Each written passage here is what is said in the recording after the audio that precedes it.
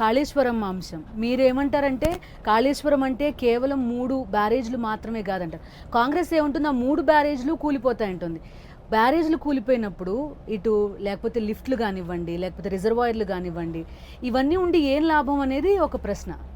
అమ్మ నేను ఒకటే మాట చెప్తున్నాను, కాళేశ్వరంలో 3 బ్యారేజీలకు ఏం కాలేదు, ఏ ఒక్క బ్యారేజ్ కూడా ఏం కాలేదమ్మా. అదంతా పిచ్చి ప్రచారం. ఒక బ్యారేజ్లో ఒక బ్లాకులో ఒక 3 PSకు క్రాక్స్ వచ్చినాయి అంతే, 3 పిల్లర్లకి. 300 పిల్లర్లు ఉండేటువంటి దీనిలో వాటికి వచ్చినాయి. ఇంకా వాళ్ళు చెప్పేదేమో గోబెల్స్ ప్రచారం, ఇంక 2 బ్యారేజ్లు కూడా కూలిపోతాయి. కాంగ్రెస్ ఎట్లా అవుతుందమ్మా? ఎట్లా అవుతుంది కాంగ్రెస్? ముఖ్యమంత్రి ఏమైనా ఇంజనీరా? ఈ మంత్రులు సోకాళ్ళు వీళ్ళు ఇంజనీర్లా? నేనేమన్నా ఇంజనీర్నా? నేను కూడా కాదు కదా. ద క్వశ్చన్ ఈజ్, దానికి ఉండే చాలా పెద్ద వ్యవస్థ కాళేశ్వరం అంటే.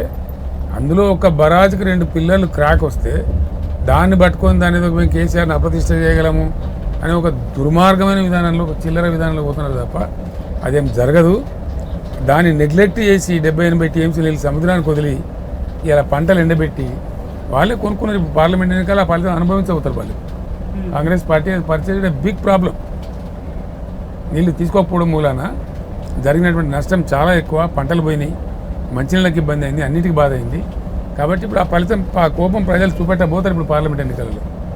కానీ నేషనల్ డ్యామ్ సేఫ్టీ అథారిటీ అధికారులు వచ్చారు, నిన్న ఒకటి మీరు అన్ని కలిపాడు కదమ్మా. నేషనల్ డ్యామ్ సేఫ్టీ అథారిటీ అన్నారు, వాళ్ళు గవర్నమెంట్ని తిడుతున్నారు. మీరు ఎట్లా వదిలేస్తారండి? ఆఫ్టర్ మీ ఇయర్ 2 పిల్లర్స్ పోతే ఇమీడియట్, నిన్న కూడా చెప్పారు కదా మా లేటెస్ట్ రిపోర్ట్లో కూడా. నేషనల్ డ్యామ్ సేఫ్టీ అథారిటీ నిన్న కూడా ఇచ్చింది రిపోర్ట్. వెంటనే వారికి తక్షణ మరమ్మతులు చేయాలా, ఎట్లా వాడుకోవాలి అట్లా వాడుకోవాలా, మిగతా సంగతి మళ్ళీ చూసుకోవచ్చు తర్వాత అని చెప్తున్నారు. Dam safety authority is finding fault with the state government.